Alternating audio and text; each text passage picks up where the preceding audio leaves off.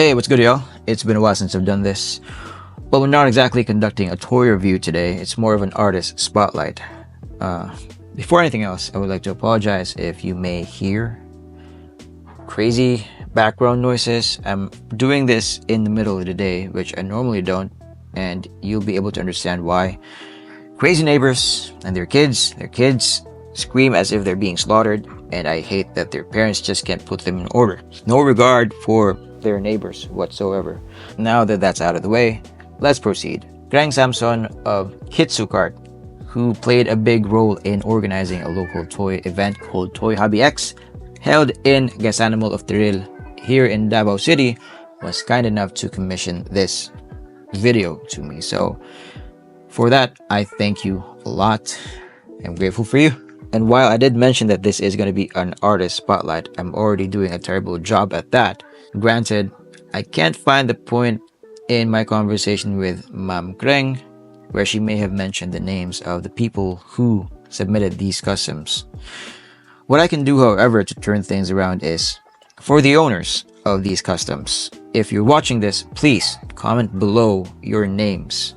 It could be your aliases, it could be your first names or last names, whatever you're comfortable in sharing. And what I will do after that is edit your names into the thumbnail a few days after this video has been published, under the assumption that you have already left feedback before then. In any case, I will definitely edit your names into the thumbnail as soon as I hear from you guys. I was told that the one on my right is the popularity winner, so probably decided by the masses or the audience. The one on my left is the official winner, so decided in conjunction with a panel of judges. But in my mind, these are both winners. You guys are both winners in your own right, because this is amazing. I have zero talent for painting anything, really. So I have nothing but respect to what you have done, what you have shown, what you have exhibited in these customs. So kudos to you guys. It takes a lot of talent to produce something like this, and you guys are obviously super creative and super artistic, super capable individuals, super talented. Wow, I said super 4 times in a row. I guess the emphasis is warranted is what I'm saying. Damn, I'm butchering this video with my cheap lighting. Yeah, where was I? Yeah, it takes a lot to flesh out something like this. So I can see the passion and the creativity and the soul poured into putting these together. This one is unapologetically. Wow, I didn't realize it's so hard to pronounce that word until I finally did. Yeah, this is unapologetically heavily Miku inspired, Hatsune Miku. I mean, I'm not a fan by any stretch of the imagination. She's that popular Vocaloid software mascot that even though you're not a participant in the cult following, you can easily recognize her. And this is that. This is a Hatsune Miku inspired custom. Now let's turn her around just to focus on some of the other details at the back. It's really nice.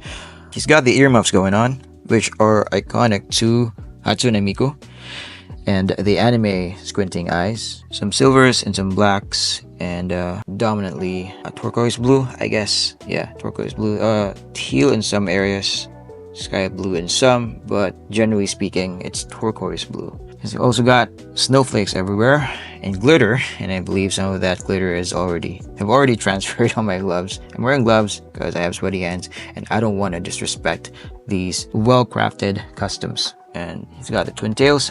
Sorry about that. Twin tails. Amazing. He's got the squinting eyes, the anime squinting eyes, iconic, and one of the anime tropes.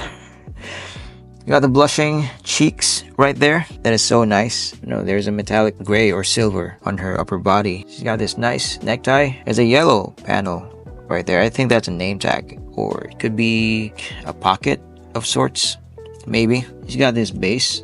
I don't know what it's made of. I'm pretty sure this didn't come with the naked body. Speaking of naked bodies, I mean, the base models were supplied by Apple's Toy Crib.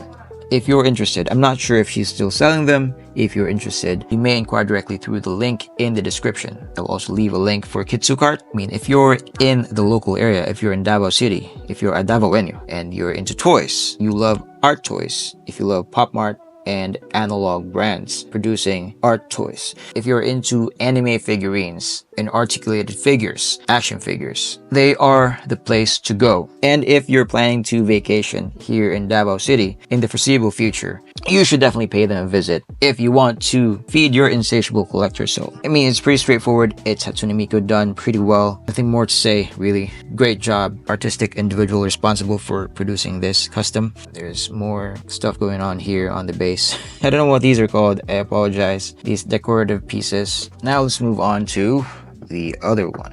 I was told that this is Sailor Moon inspired, and I guess I can see the inspiration. It does show, it does exude Sailor Moon in a lot of ways, and in some ways it doesn't. For one, it's been a very long time since I've last seen Sailor Moon, so maybe the fact that this figure is holding a camera is part of what makes the Sailor Moon character who she is, or whatever. You know, maybe that's a thing in the anime. I just am not aware of it. I guess she moonlights as a photographer. Pun intended. I just didn't pay much attention as a kid. And I don't know what this is. I guess on her right hand or left hand, she's holding, is that a paintbrush? Because I can see that, you know, on the tip there is like some red paint, so it does look like it's a paintbrush, and she did dip that brush into some red paint.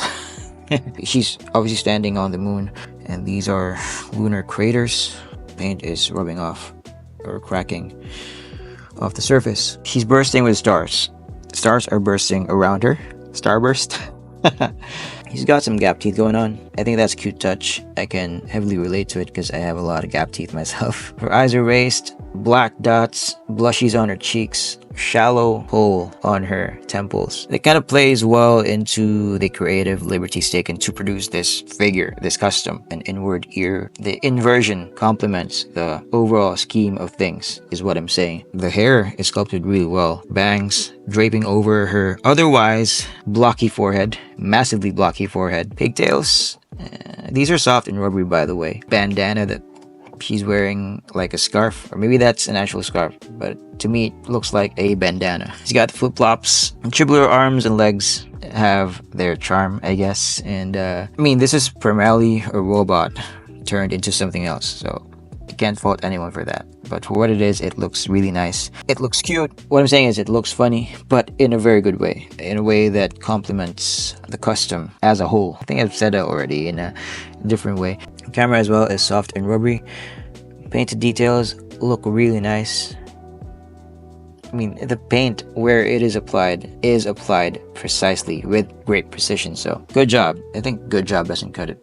Both of these pieces are stellar submissions. If you want to know how tall these are, here's a trendy Pop Mart Batman figure at the back. Here's Jada Toys metal figure, Optimus Primal. Here's a standard 6-inch scale figure by Mafex, the Ben Reilly Spider-Man. I mean, just so you guys have an idea as to how tall these figures are, I mean the robots are. Suffice to say that these robots, I mean the base models, the robots would probably scale well with your Funko Pops. Okay, I believe I've covered everything. Thanks everyone for watching, and for leaving a comment, and for hitting like, and for subscribing. I hope to see you again in the next one. Peace.